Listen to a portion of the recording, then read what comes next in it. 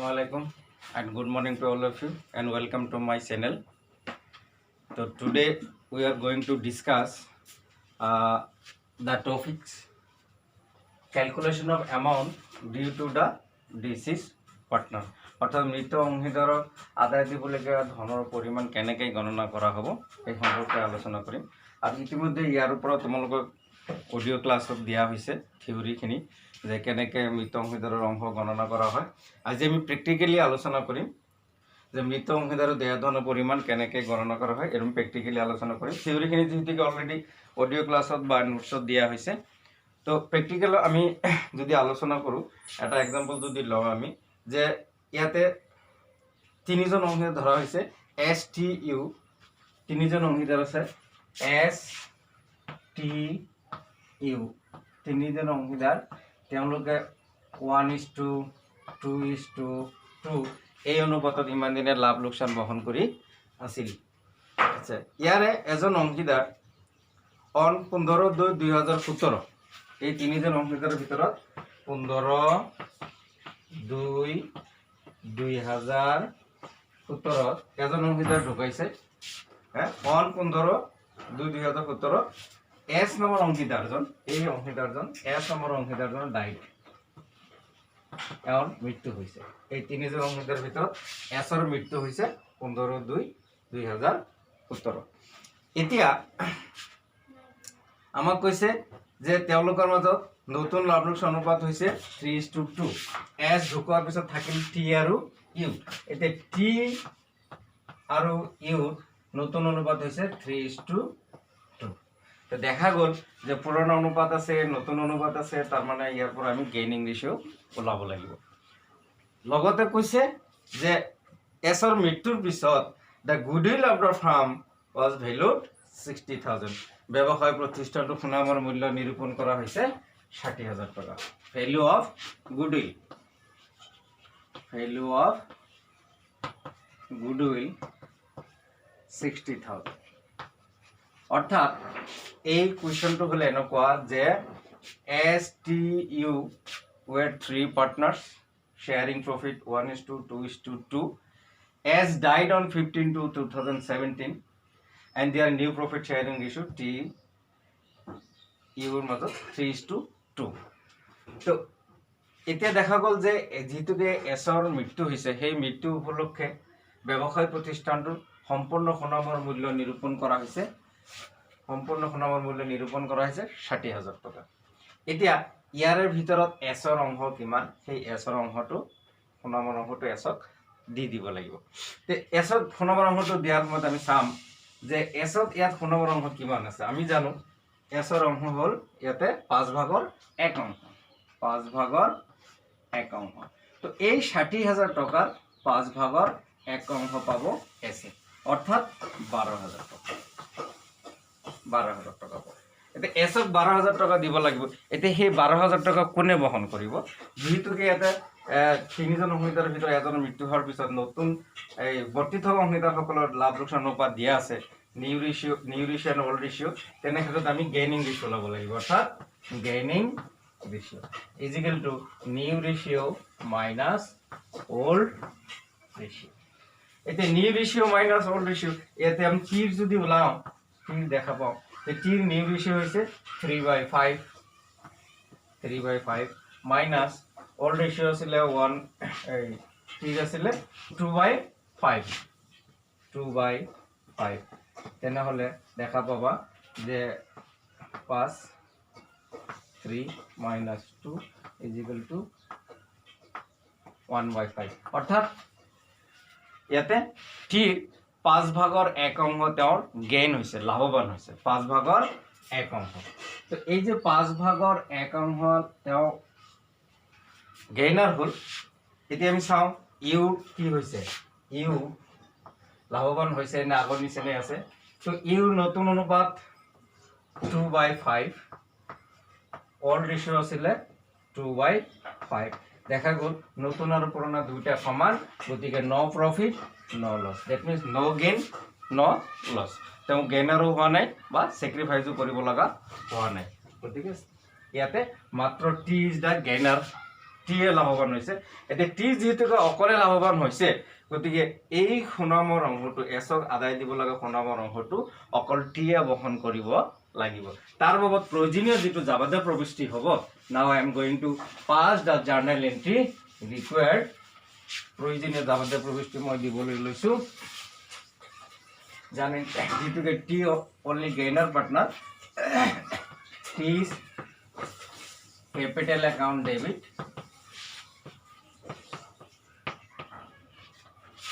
S যেটো ঢুকাইছে S দিব লাগিব S capital account 12000 টাকা S এ পাব T এ বহন কৰিব লাগিব মাত্ৰ T যেটোকে গেইনাৰ হৈছে ইয়াতে জান এন্ট্ৰি হ'ব গতিকে আমি নেৰেশন দিব পাৰো যে বিং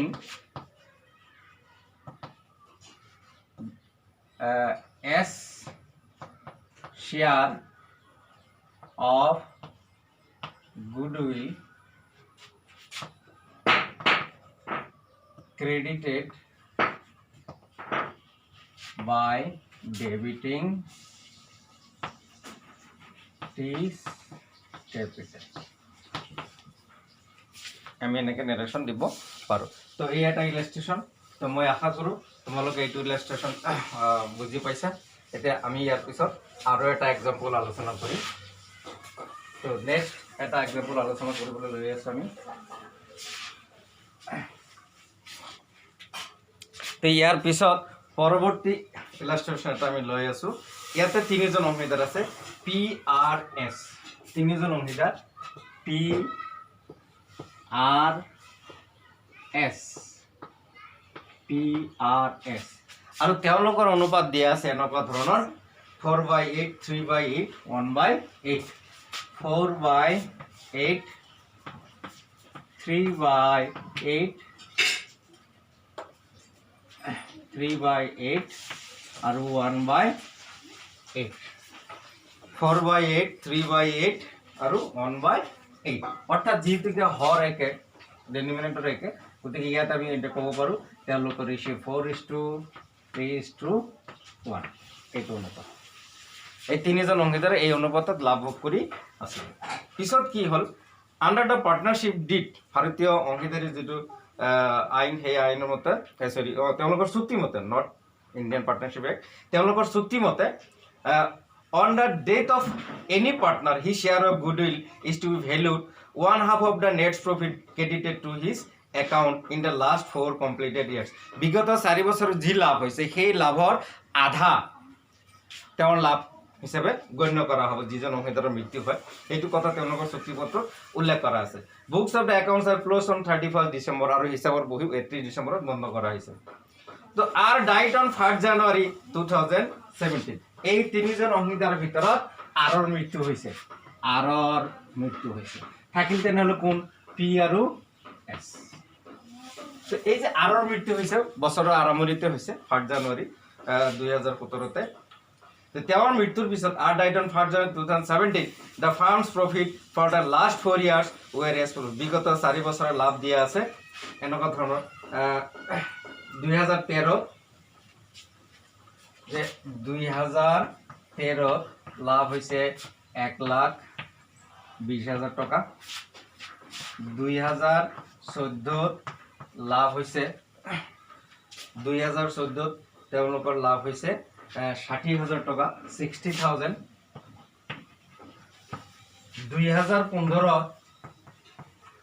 2015 দেখা গৈ আছে যে 2015 লস হৈছে 20,000 টাকা 2015 লস হৈছে 20,000 টাকা আৰু 2016 লাভ হৈছে 2016 লাভ হৈছে 80,000 টাকা 80,000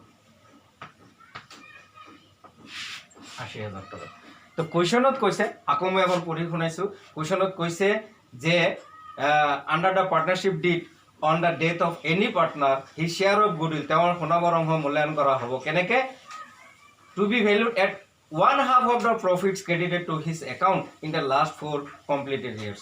বিগত 4 বছরে যি লাভ হবে সেই লাভৰ আধা অংশ ব্যৱসায় প্ৰতিষ্ঠানৰ সুনাম হিচাপে গণ্য কৰা হ'ব। তেনেহ'লে বিগত 4 বছৰৰ লাভ আমি যদি যোগ কৰোঁ দেখা পাওঁ 1 বছৰৰ লছ হৈছে, তে 3 বছৰ যদি আমি যোগ কৰোঁ 1,20,000 1,80,000 80 2,60,000 2,60,000 20,000 লছ হৈছে, গতিকে 2,40,000। এই 2,40,000 আধা সুনাম হিচাপে গণ্য কৰা হ'ব। তো 2,40,000 1/2, that means half, 1/2, তেনেহ'লে হৈ আছে 1,20,000। Value of goodwill 1,20,000। তো সুনামৰ মূল্যায়ন যিটোকে 1,20,000 টকা আমি নিৰ্ণয় কৰিলোঁ, এই 1,20,000 টকাৰ ভিতৰত এতিয়া আৰৰ অংশ কিমান আমি চাব লাগিব। যে গোটেই ব্যৱসায় প্ৰতিষ্ঠানৰ সুনামৰ মূল্যায়ন কৰিলোঁ, ভ্যালু অফ গুডউইল 1,20,000। মই যদি এনেকৈ লিখোঁ ভ্যালু অফ গুডউইল সুনামৰ মূল্য 1,20,000। এতিয়া ইয়াত আৰৰ অংশ কিমান আমি দেখা পাইছোঁ, তেওঁলোকে আছিলে 4:3:1। গতিকে আৰ শ্বেয়াৰ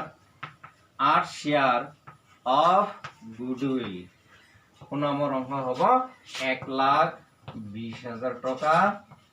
কিমান আছিলে 8/3 অংশ, 8/3 অংশ। তেনেহ'লে আমি ইয়াক কাটাকাটি কৰিব পাৰোঁ। যদি কাটো যে 4ৰে যদি কাটো আমি 2 বাৰ, 4ৰে কাটিলে 3 বাৰ, গতিকে 0 আৰু 3টা 0। এতিয়া 2 ইয়াত কাটিলে 15 বাৰ, 15 3 15 45,000। অৰ্থাৎ দেখা গ'ল ইয়াতে আৰৰ সুনামৰ অংশ হ'ল 45,000। এতিয়া আৰৰ সুনামৰ অংশ 39,000 টকা দিব লাগিব। আৰু কিবা আছে যদি কুৱেশ্যনত চাওঁ, নেক্সট কুৱেশ্যনত কি কৈছে, আমাক কুৱেশ্যনত কৈছিলে যে books of accounts R close on 31 December. 31 ডিচেম্বৰত হৈছে আমি চালোঁ যে আৰ ডাইট 1 জানুৱাৰী 2017। ফাৰ্মটোৰ লাভ বিগত 4 বছৰ আমি নিৰ্ণয় কৰিলোঁ, তাৰ 1/2 পালোঁ, তাৰ অংশ আৰৰ অংশটো নিৰ্ণয় কৰিলোঁ।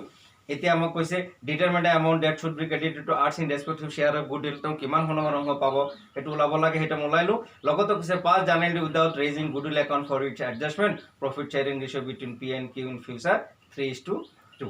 আৰু তেওঁলোকৰ ভৱিষ্যতৰ এই পি আৰু আৰৰ মৃত্যুৰ পিছত পি আৰু এছৰ সুনামৰ অংশ লাভৰ অংশ হ'ব 3:2। এতিয়া আৰৰ মৃত্যুৰ পিছত থাকিলে যিহেতুকে পি আৰু এছ আৰু তেওঁলোকৰ সেই দুজন অংশীদাৰৰ বৰ্তি থকা এক্সিষ্টিং পাৰ্টনাৰৰ প্ৰফিট শ্বেয়াৰিং ৰেচিঅ' 3:2। গতিকে সেই 3:2 আৰু নতুন আৰু পুৰণা যিহেতুকে দিয়া আছে, তেনেহ'লে আমি ইয়াত গেইনিং ৰেচিঅ' ওলাব লাগিব। আৰু সেই গেইনিং ৰেচিঅ' মতে আৰক দিব লগা সুনামৰ পৰিমাণ আমি সেই অনুপাতত ডেবিট কৰিম। অৰ্থাৎ P's capital account debit, S capital account debit to R's capital account. আমি পাইছিলোঁ তেওঁৰ সুনামৰ অংশ 45,000। এতিয়া তোমালোকে চাবা যে নতুন আৰু পুৰণা আৰু নতুন এই দুটাৰ মাজৰ পৰা যদি আমি গেইনিং ৰেচিঅ' ওলাওঁ, তেনেহ'লে গেইনিং ৰেচিঅ' হয়তো আমাৰ ওলাব যে তেওঁলোকৰ মাজত গেইনিং ৰেচিঅ' ওলাব 4:11। এই পি আৰু এছৰ ৰেচিঅ' ওলাব 4:11। তো 4:11 যদি ওলায়, অৰ্থাৎ এই 45,000ৰ 4:11 অৰ্থাৎ পি এ বহন কৰিব লাগিব 4:11 মানে 15, 4:11। আচ্ছা, তেনেহ'লে 15 ভিতৰত 3 বাৰ 3 4 12,000 টকা এওঁ বহন কৰিব লাগিব। তো 45ত 12 গ'লে থাকিল কিমান 33,000, বা আমি এনেকৈও ভাঙিব পাৰোঁ 11, 15ত 11, গতিকে 3 বাৰ 3 11 33। তো আমি নেৰেশ্যন দিব পাৰোঁ being R share of goodwill credited by debiting P and S capital. তো এইদৰে সুনামৰ প্ৰয়োজনীয় যাৱতীয় প্ৰৱৃষ্টি আমি দিব পাৰোঁ। তো আমি দুটামান আলোচনা কৰিলোঁ। ঠিক তেনেকৈ তোমালোকে যদি আৰু ইলাষ্ট্ৰেশ্যন লোৱা, ধৰা ইয়াৰ পৰৱৰ্তী ইলাষ্ট্ৰেশ্যন ল'ব পাৰা। এনেকৈ সাপোজ ইলাষ্ট্ৰেশ্যন 36 ফ্ৰম চেনিৰাম যদি লোৱা ল'ব পাৰা। তো ইয়াৰ পৰা দেখা যায়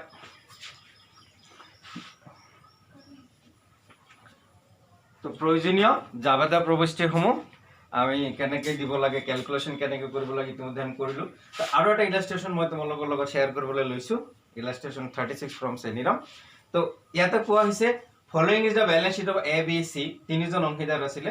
তো তিনিজন অংশীদাৰ বেলেঞ্চ শ্বীটৰ লাইবিলিটি সাইডত দিয়া আছে কেপিটেল এ বি চি দিয়া আছে, ৰিজাৰ্ভ ফাণ্ড আছে, সান্ড্ৰি ক্ৰেডিটৰ আছে, এছেট সাইডত plant and machinery, stock, sundry debtors, cash at bank, cash in hand ইত্যাদি তথ্যসমূহ দিয়া আছে।